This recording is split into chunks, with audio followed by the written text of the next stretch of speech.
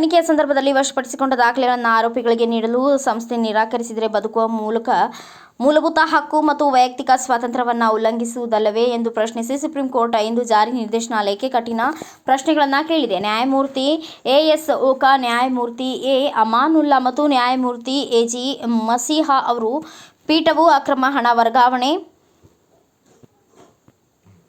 ಪ್ರಕರಣದಲ್ಲಿ ದಾಖಲೆಗಳ ಪೂರೈಕೆಗೆ ಸಂಬಂಧಿಸಿದ ಮೇಲ್ಮನವಿಯ ವಿಚಾರಣೆ ನಡೆಸುತ್ತಿದೆ. 2022ರ ಸರಳ ಗುಪ್ತಾ ವಿರುದ್ಧ ಇಡಿ ಪ್ರಕರಣವನ್ನು ವಿಚಾರಣೆಯ ಪೂರ್ವ ಹಂತದಲ್ಲಿ ಪಿಎಂಎಲ್ಎ ಪ್ರಕರಣದಲ್ಲಿ ತಾನು ಅವಲಂಬಿಸಿರುವ ನಿರ್ಣಾಯಕ ದಾಖಲೆಗಳಿಂದ ತನಿಖಾ ಸಂಸ್ಥೆಯು ಆರೋಪಿಯನ್ನು ವಂಚಿತಗೊಳಿಸಬಹುದೇ ಎಂಬ ಪ್ರಶ್ನೆಯನ್ನು ಸಂಬಂಧಿಸಿದೆ. ದೆಹಲಿ ಮುಖ್ಯಮಂತ್ರಿ ಅರವಿಂದ್ ಕೇಜ್ರಿವಾಲ್, ಜಾರ್ಖಂಡ್ ಮುಖ್ಯಮಂತ್ರಿ ಹೇಮಂತ್ ಸೊರೇನ್, ಎಎಪಿ ನಾಯಕ ಮನೀಶ್ ಸಿಸೋಡಿಯಾ ಮತ್ತು ಬಿಆರ್ಎಸ್ ನಾಯಕಿ ಕೆ ಕವಿತಾ ಸೇರಿದಂತೆ ಉನ್ನತ ರಾಜಕಾರಣಿಗಳನ್ನು ಬಂಧಿಸಿದ ನಂತರ ಮನಿ ಲಾಂಡ್ರಿಂಗ್ ತಡೆ ಕಾಯ್ದೆ ಹಲವಾರು ಪ್ರಮುಖ ಪ್ರಕರಣಗಳಲ್ಲಿ ಗಮನ ಸೆಳೆದಿದೆ.